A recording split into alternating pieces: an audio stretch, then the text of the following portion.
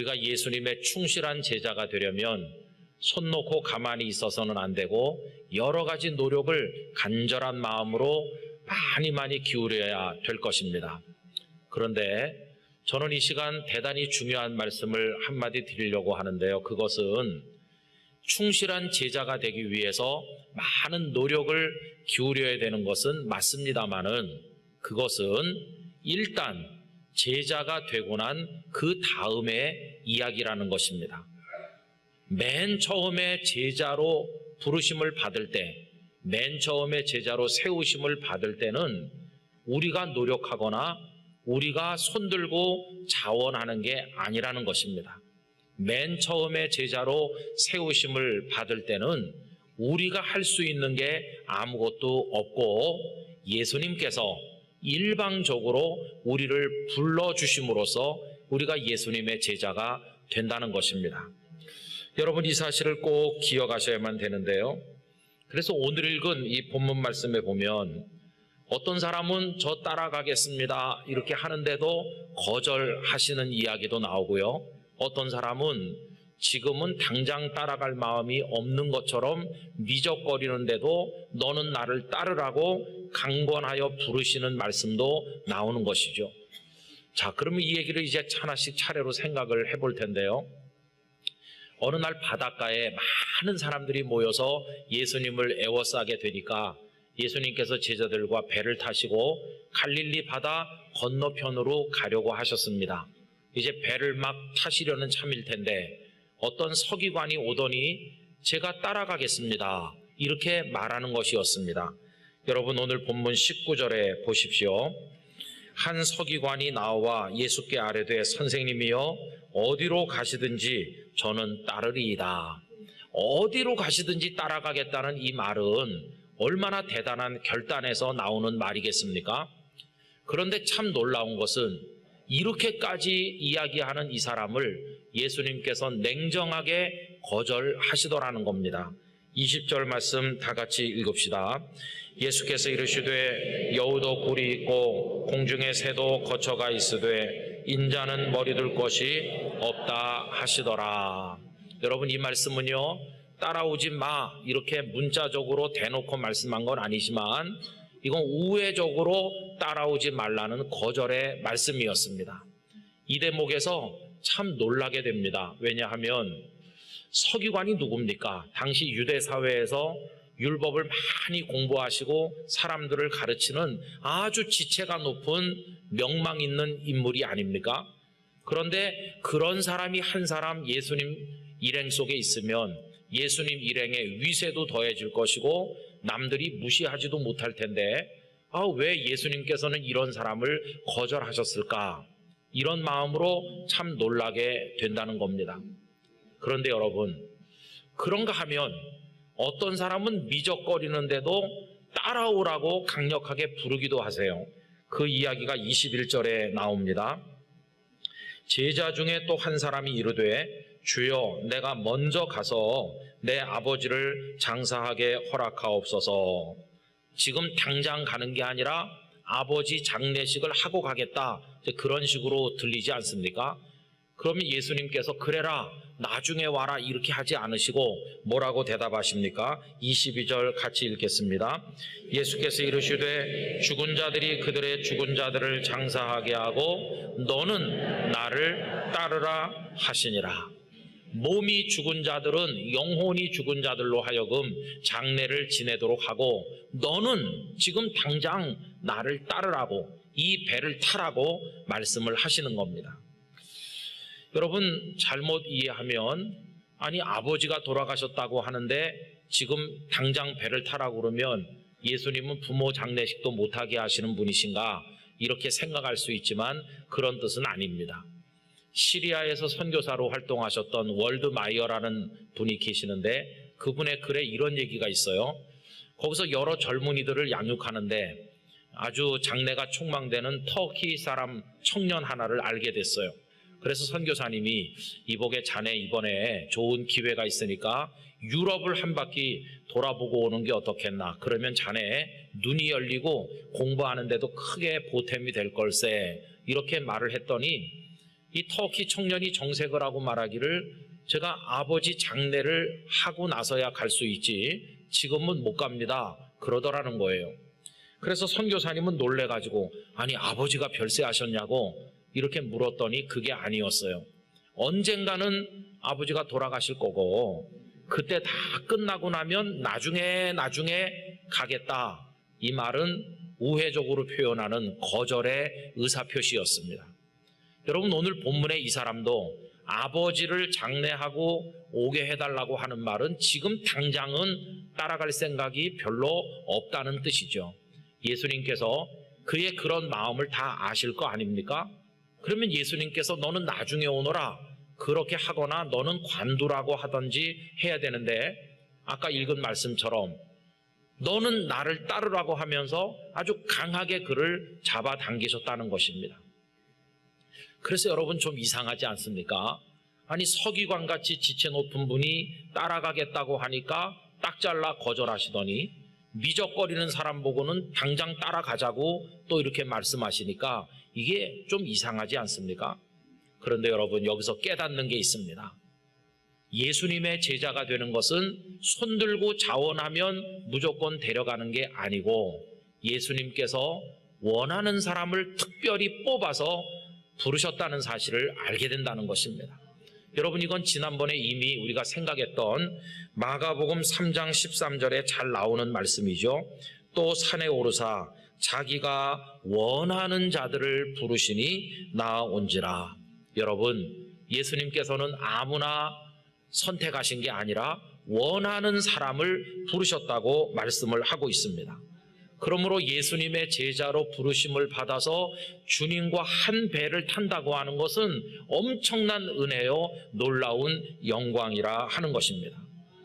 여러분 그날 제자들의 마음속의 감격을 한번 생각해 보세요.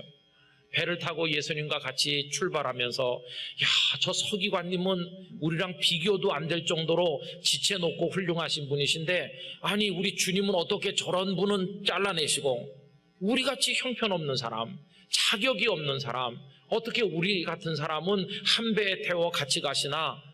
정말 우리가 예수님의 제자가 된 건 보통 일이 아니야. 이건 놀라운 영광이야. 여러분 그들의 마음의 그 감격을 이해하실 수가 있으신가요? 교회는 구원하는 하나님이 준비하신 구원선입니다. 우리는 영락호라고 하는 하나님께서 준비하신 구원선에 지금 승선하게 된 것입니다. 그래서 예수님과 함께 세상이라고 하는 바다를 항해하여 천국이라고 하는 항구에 입항을 해야 되는 항해 중에 있는 사람들이 되었는데 여러분 이 거룩한 배에 승선하고 예배 자리에 앉아서 주님을 바라보게 된 것이 보통 은혜가 아니라는 사실을 기억하시기를 바라는 것입니다. 그래서 예수님을 믿고 예수님을 따르게 된 나를 그런 사람으로 선택하여 뽑으시고 불러주신 그 주님의 은혜를 결코 잊어서는 안 될 것입니다. 우리 영락가족 여러분들의 마음속에 예수님의 제자로 살아가는 기쁨이 충만하시기를 진심으로 기원합니다. 그런데 제가 오늘 진짜 드리고 싶은 말씀 그 다음부터입니다. 드디어 예수님 일행이 노를 저어서 그 배가 조금씩 바다 한복판으로 나가게 됐겠죠. 지난번에도 말씀드린 것처럼 갈릴리 바다가 그렇게 큰 게 아니고 빤히 바라다 보이는 데라고 그랬으니까 여기 이 사람들은 다 바닷가에 서서 손도 흔들고 예수님 빨리 다시 오세요 그러는 사람도 있었을 것이고 이렇게 멀어져 가는 주님 일행을 바라보고 서 있었을 게 아닙니까? 그런데 여러분 보세요. 전혀 예상하지 못한 일이 벌어지는 겁니다. 그게 뭐냐 하면 그 갈릴리 바다에 큰 놀이 일어나더니 물결이 일어나면서 배를 집어삼킬 것처럼 덮치는 것입니다. 여러분 그 대목이 23절 24절에 나오지요. 배에 오르심에 제자들이 따랐더니 바다에 큰 놀이 일어나 배가 물결에 덮이게 되었으되 예수께서는 주무시는지라. 여러분 제자들이 예수님과 배 타고 출발할 때 이런 일이 있을 것을 예상을 했을까요? 전혀 예상하지 못했는데 이런 풍랑이 일어서 어쩌면 죽을 것처럼 보이기도 하는 위기를 그들이 만나게 된 것입니다. 예수님 따르다가 예수님과 함께 배 타고 가다가 예수님 믿다가 이런 일이 생기면 사람들의 마음이 어떻게 달라질까요? 우선 그 바닷가에 남아있는 서기관을 비롯한 무리들부터 생각해 보세요. 이 서기관은 왜 예수님을 따라가고자 했을까? 그 앞에 16절 말씀에 보면 예수님께서 병든 사람 고치시고 많은 이적을 행하시니까 이야, 저렇게 굉장한 분을 따라가면 좋은 일이 많겠구나. 그래서 어디로 가시든지 따라가겠습니다. 이렇게 자원한 거 아니겠어요? 그런데 딱 거절당했을 때 얼마나 섭섭했겠어요. 날 거절하다니. 그러면서 별것도 아닌 것처럼 보이는 사람들이 예수님과 함께 배 타고 가는 걸 보면서 그 제자들을 얼마나 질투하면서 샘을 냈겠어요. 또 부러워했겠습니까? 그러면서 쳐다보고 서 있는 참인데 배가 저만치 갔는데 노을이 일어나고 배가 바닷속에 거꾸로 뒤집힐 것 같은 위기가 지금 눈앞에 보이거든요. 저 배가 왜 저러지? 갑자기 풍랑이 일어나네. 그 순간 서기관의 마음속에 무슨 생각 들었을까요? 다행이야, 다행. 저 예수 선생이 나보고 배 타지 말라고 한 게 정말 다행이야. 죽을 뻔하는 거 아닌가? 그때는 거절당한 게 감사가 되는 거예요. 그 무리들도 다 비슷한 마음이겠죠. 육지에 두 발 디디고 서 있게 된 것을 오히려 그들은 감사하지 않았겠습니까? 그러면 제자들은 어떤가요? 서기관 같은 분도 거절당하는 마당에 우리같이 보잘것없는 사람을 한 배 태우고 가시니까 너무 감사해서 기쁨이 충만했을 텐데 풍랑 일고 이렇게 되니까요, 그 기쁨 다 사라졌어요. 이러다 죽는 거 아닌가? 주님이 야속하게 생각됐을 거예요. 나는 안 탄다고 하는데 막 타라고 하신 주님처럼 여겨지지 않았겠어요? 저기 바닷가에 서 있는 저 무리들은 얼마나 좋겠나. 주님과 함께 가는 게 원망스럽고 두려운 생각이 들기도 한다는 것입니다. 여러분 보세요. 우리가 예수님을 믿고 예수님의 제자로 부르심을 받아 따라가는데 이렇게 풍랑이 일 때도 있다는 것입니다. 꼭 죽을 것 같은 위기를 만날 때도 있다는 것입니다. 그래서 예수님을 안 믿는 사람, 예수님과 함께 배를 안 탄 사람은 겪지 않을 고통과 고난을 나는 예수님의 이름으로 예수님을 믿는다는 것 때문에 당하는구나, 이렇게 생각이 될 때가 있다는 것입니다.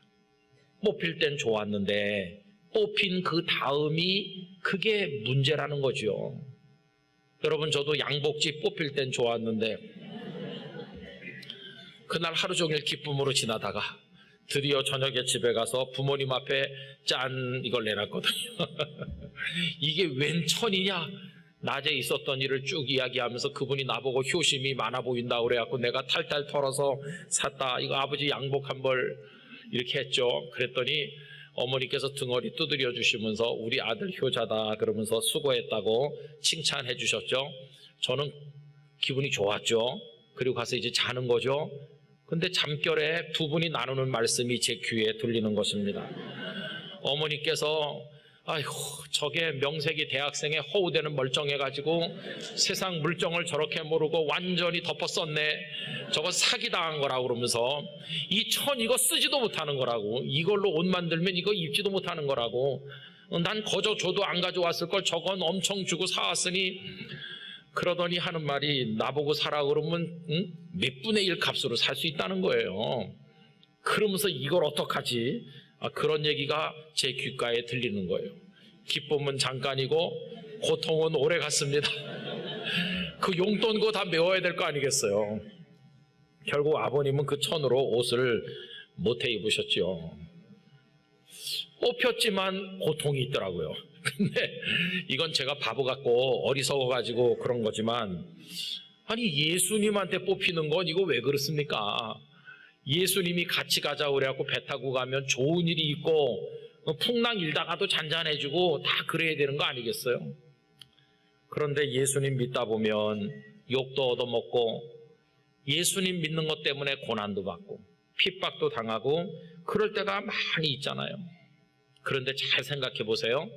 그렇게 핍박도 있고 고난도 있고 풍랑도 일고 어렵다는 거를 예수님이 미리 말씀을 안 해주셨을까요? 해주셨을까요? 예수님은 다 미리 말씀하신 분이세요. 그 중에 하나가 아까 읽은 말씀에 나오잖아요. 서기관에게 하셨던 말씀 20절을 다시 한번 보세요. 예수께서 이르시되 여우도 굴이 있고 공중의 새도 거처가 있으되 인자는 머리 둘 것이 없다 하시더라. 저는 이 말씀 읽을 때마다 우리 예수님은 진실하신 분이라는 생각을 하게 됩니다. 예수님은 사기꾼이 아니세요. 세상 사람들은 뭐라고 말합니까? 날 따라오기만 하면 행복하게 해준다고, 나한테 시집 오기만 하면 내가 공주처럼 왕비처럼 해주겠다. 그 말에 속은 사람이 여기도 좀 계실 거예요. 어떤 사람은 나랑 동업합시다, 억만금을 벌게 해주겠다고 그래요. 황금빛 미래를 보여주는데 다 거의 다 거짓말이죠. 그런데 예수님은 얼마나 진솔하십니까? 날 따른다고? 내가 누군지 알기나 해? 나는 머리 둘 것도 없어. 나 따라다니면 노숙해야 돼. 그리고 너 죽을지도 모른다. 나랑 같이 가는 길은 고난의 길이야. 풍랑이 언제나 일어날 수 있어. 너 알기는 해? 이렇게 예수님은 다 말씀을 미리 하신다는 것입니다. 여러분, 그래도 풍랑이 일어도 괜찮아요. 고난이 있어도 예수님 괜찮아요. 그 정도 각오는 돼 있어요. 그러면서 예수님의 제자로 끝까지 가실 수 있으신가요? 여러분, 풍랑이 없는 바다는 없지요. 당연하게 흔들리지 않는 배도 없는 것입니다. 아무리 대양이 넓고 잔잔해 보여도 타보면 다 요동이 있는 것이죠. 영락호라는 구원선을 타고 세상의 바다를 항해해 천국의 항구로 나가는 우리들도 때때로 흔들리기도 하고요. 세상에 여러 가지 풍파가 우리를 뒤집어 엎을 것처럼 다가올 수도 있는 것입니다. 개인적으로나 가정적으로나 교회적으로 그런 어려움을 당할 때, 이거 내가 예수님을 안 믿었으면 이런 일이 없었을 텐데, 그렇게 생각을 하십니까? 그런데 여러분 아세요? 이 세상에는 예수님을 위해서라면 어떤 풍랑도 괜찮고 어떤 고난도 괜찮아요. 그러면서 견디는 분들이 많다는 걸 아십니까? 아주 오래전에 모 교단의 총회장을 지나신 목사님께서 이런 얘기하는 걸 들었습니다. 총회장을 끝내고 이제 시간 여유도 있으시니까 신학교 동기생들을 한 바퀴 방문하기로 마음에 생각을 가지시고 저 지리산 근처 산골에 있는 동기 목사님을 찾아갔답니다. 깜짝 놀라면서 자네가 웬일인가? 신학교 졸업하고 한 번도 만난 적이 없대요. 그 시골 교회, 가난한 교회 사택에 들어가서 하룻밤을 자고 이런 얘기 저런 얘기 하다가 그 다음날 아침 여기 경치 구경이나 좀 가세. 그래가지고 신발을 신는데 이 시골 교회 목사님이 구두 왼쪽 오른쪽을 바꿔 신더라는 거예요. 아니 눈이 안 보이는 것도 아니고 좌우도 모르는 어린애도 아닌데 자네 왜 이렇게 까꾸로 신나? 이렇게 하니까 부끄럽지만 이렇게 계속 신으면 이렇게 뒤축이 한쪽으로만 달아서 오래 못 신는다고. 누가 뭐 보는 사람 있나? 나는 자주 이렇게 신네. 그래야 이게 구두를 오래 신을 수 있다고.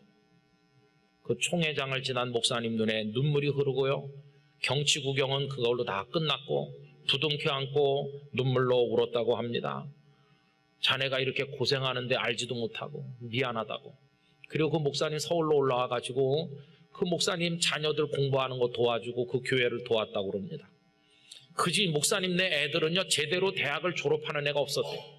그냥 휴학을 밥 먹듯이 하고 아르바이트하고 뭐 이렇게 하니까 4년이면 졸업할 학교를 뭐 7년, 8년, 10년 이렇게 다니고. 여러분 저한테도 자주 많은 목사님들이 그런 사정, 뭐 어려운 사정 도와달라고 그런 전화를 저도 자주자주 받고 있습니다. 아니 그런 목사님들이 뭐가 모자라요? 나가서 장사를 하든지 뭘 하면은 그거보다는 낫게 살 거 아니겠어요? 그런데 왜 깡시골 거기서 그 고생을 하면서 애들까지 고생하면서 그렇게 살까요? 못나서 그럴까요? 여러분 이게 주님이 가라고 하신 길인 줄 알기 때문에 울면서 털어봤자 먼지밖에 나오지 않는 빈 호주머니를 붙들고 그러면서도 가고 있는 것이 주님이 같이 가자고 부르셨기 때문에 그렇게 가는 이들이 얼마나 많습니까? 여러분, 예수님과 함께 가는 길은 그런 것입니다. 혹시 우리 영락교회 교우들 중에 이럴 줄 알았다면 예수님의 배에 안 탈 걸 그렇게 후회하시는 분 혹시 계세요?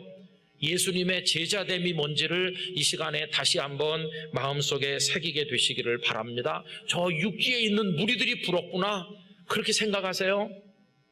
여러분, 우리에게 이야기가 아직 남아있어요. 풍랑이 일어 배가 뒤집힐 지경이 된 게 우리 이야기의 끝이 아니라는 것입니다. 그 다음 이야기가 있어요. 그 다음 이야기가 뭡니까? 갑자기 풍랑이 잔잔해지고, 바람이 다 잔잔해지고, 바다도 잔잔해지는 깜짝 놀랄 그 다음 이야기가 기다리고 있다는 것입니다. 여러분, 제자들이 예수님을 깨웠더니 예수님께서 바람과 바다를 꾸짖자 잔잔해졌습니다. 그 이야기 26절 27절 같이 읽으실까요? 예수께서 이르시되 어찌하여 무서워하느냐, 믿음이 작은 자들아 하시고 곧 일어나사 바람과 바다를 꾸짖으시니 아주 잔잔하게 되거늘 그 사람들이 놀랍게 여겨 이르되 이가 어떠한 사람이기에 바람과 바다도 순종하는가 하더라. 바라보던 사람들이 아이고 저 배가 뒤집히겠네, 큰일 났네, 그나저나 나는 저 배에 안 탄 게 정말 다행이야, 감사하다. 그런데 예수님은 어떡하지? 이러면서 걱정하고 있었는데 서서히 바람이 멎는 게 아니라 그냥 갑자기 바람이 뚝 그치고 잔잔해지니까 바닷가에 서 있던 사람들이 눈이 둥그레진 거죠. 아니 어떻게 갑자기 이렇게 잔잔해질 수 있나? 어안이 벙벙해서 그들은 바닷가를 떠나지 못하고 예수님의 배가 안 보일 때까지 계속 이 놀라운 광경 앞에서 바라보고 서 있지 않았겠습니까? 그런데 그들은 아무리 바닷가에서 그 배를 바라보면서 어떻게 이렇게 갑자기 잔잔해질 수 있나 생각하고 또 생각해도 주님의 능력이 그렇게 했다는 사실을, 그 거룩한 비밀을 그들은 알 수 없었을 것입니다. 여러분, 그 놀라운 주님의 능력, 바람과 바다까지도 잔잔케 하시는 주님의 위대한 능력, 그 비밀을 아는 사람은 누구일까요? 그 배에 같이 탔던 제자들 뿐이었습니다. 그들은 주님이 바람과 바다를 꾸짖는 바로 그 현장에 있었고 그것들이 어떻게 잔잔해지는지를 두 눈으로 똑똑하게 경험한 사람들 아닙니까? 그래서 제자들은요, 그 배 풍랑이 일어날 때는 막 후회하고 육지에 있는 사람을 부러워했을지 모르지만 그날 그들은 배에 타지 않았더라면 몰랐을 놀라운 비밀의 세계에 눈을 뜨게 된 것이, 우리 주님은 그런 분이시구나, 바람과 바다도 순종할 만큼 능력이 절대적인 주님이시로구나, 이거 배에 안 탔으면 몰랐을 텐데 그 배에 탄 그것 때문에, 풍랑을 겪은 그것 때문에 새로운 세계로 그들은 영적 깨달음을 이어갈 수 있게 되었다는 것입니다. 성도 여러분, 우리도 그렇습니다. 예수님과 함께 배를 타고 가다가 풍랑을 만나실 때가 있으실 것입니다. 그러나 억울하다고 생각은 하지 마시기 바랍니다. 왜냐하면 주님을 따르는 데는 다 그런 일이 있기 때문입니다. 억울한 걸로 생각하면 제일 억울한 분이 예수님이시죠. 그분이 하늘 보좌를 떠나 이 땅에 오셔서 십자가에 매달려 처참하게 죽으셨는데 그분이 무슨 죄가 있습니까? 아무 그럴 이유가 없는데 그분은 죽으셨잖아요. 억울한 죽음도 그런 죽음이 어디 있겠습니까? 그런데 예수님은 억울하다고 생각하지 않으십니다. 왜요? 우리를 사랑하셨기 때문입니다. 그 놀라운 사랑을 받아서 주님의 은혜로 구원을 받았다면 주님과 더불어 배 타고 가다가 풍랑 좀 만난다고 예수님 원망하고 억울하대 이렇게 생각하면서 말해가지고는 절대로 안 될 줄로 믿습니다.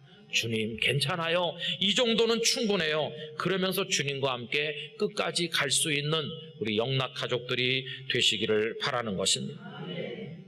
그러면서 여러분, 우리는 연단될 것입니다. 그런 풍랑이 어떻게 잔잔해지는지를 한 번 경험하고 두 번 경험하고 세 번 경험하게 되면 우린 더 강해진 주님의 제자가 될 것입니다. 웬만한 풍랑 앞에서 이거보다 더 큰 풍랑도 주님의 능력으로 잔잔해지는 걸 나는 경험했습니다. 이 정도는 괜찮아요? 이러면서 담대한 사람이 될 것입니다. 시간이 가면 갈수록 더 강한 하나님의 사람으로 세워지게 될 것입니다. 그래서 욥기 23장 10절에 욥의 고백을 우리도 고백하게 될 줄로 믿습니다. 그러나 내가 가는 길을 그가 아시나니 그가 나를 단련하신 후에는 내가 순금같이 되어 나오리라. 할렐루야. 우리가 순금 정금 같은 사람으로 점점 연단을 받게 될 줄로 믿습니다. 여러분, 최후의 승리는 우리들의 것입니다. 풍랑은 언제까지나 풍랑으로 있지 않고 잔잔함으로 바뀔 것입니다. 여러분들에게 어려운 시련이 올 때 예수님을 깨우시기 바랍니다. 예수님을 부르시기 바랍니다. 주님은 반드시 우리로 승리하게 하실 것입니다.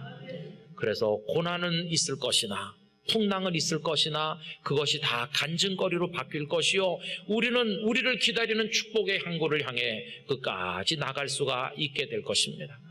조금 이따 부를 찬송가 가사처럼 이 풍랑 때문에 더 빨리 갑니다, 그런 찬송을 부르는 사람이 될 수가 있을 것입니다. 우리 영락가족 모두가 그래서 고난 속에서도 풍랑 속에서도 기뻐하며 끝까지 주님을 따르는 가운데 잔잔케 하시는 은혜를 경험하며 살아가시게 되기를 주님의 이름으로 축원합니다.